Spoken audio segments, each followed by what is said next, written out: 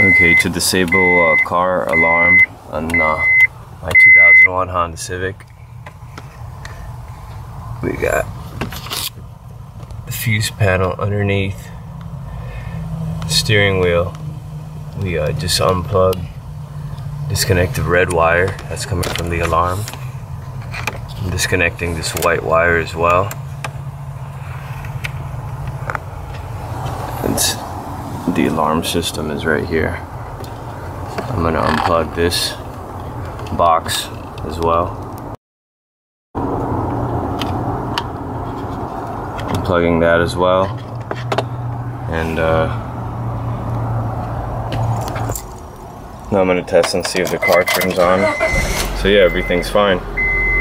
So you know what to do. Just go under the hood. Once again, unplug the red wire, the white wire. Did that. And then unplug this, and you'll disable your car alarm. Okay, hope that helps.